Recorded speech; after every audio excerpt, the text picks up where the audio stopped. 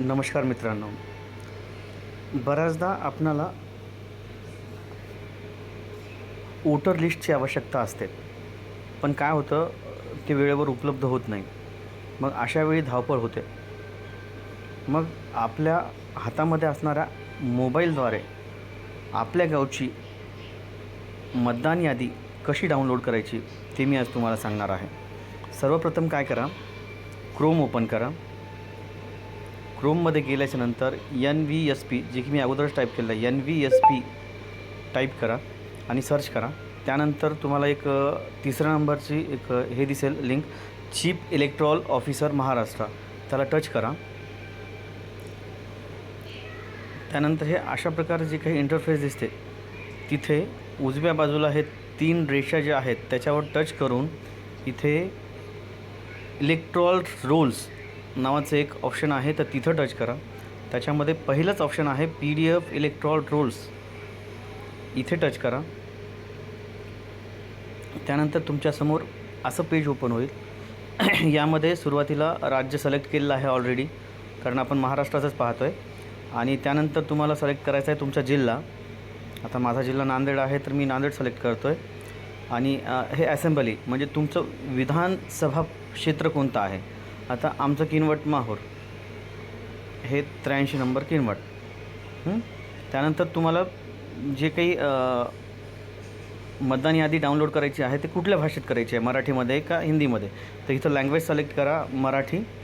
आणि हे खाली जे आहे हे पूर्ण तुमच्या गावांची लिस्ट दिसेल तुम्हाला, की कोणत्या गावाचं आहे.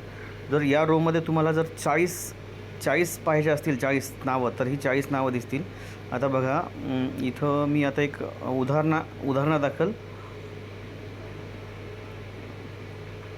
हे जे काही सायफळ आहे, सायफळची लिस्ट डाउनलोड करतो. याच्यामध्ये 3 ऑप्शन आहेत, ड्राफ्ट रोल 2024, फायनल रोल 2024 आणि जनरल इलेक्शन रोल 2024.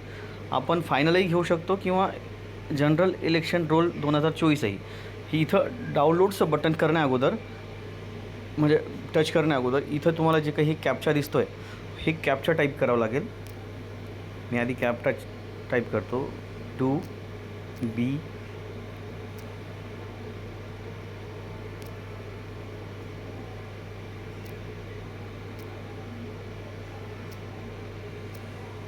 YJJ. त्यानंतर हे सायफळचं PDF.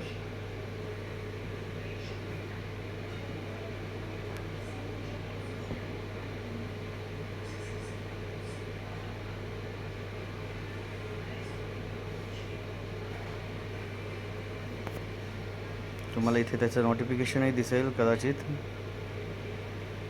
हे अशा प्रकारे आपली ही फाईल डाउनलोड झालेली आहे आणि ती असं ओपन करून आपण ती पाहू पण शकतो. हे तुम्हाला दिसत असेल. थँक्यू, धन्यवाद.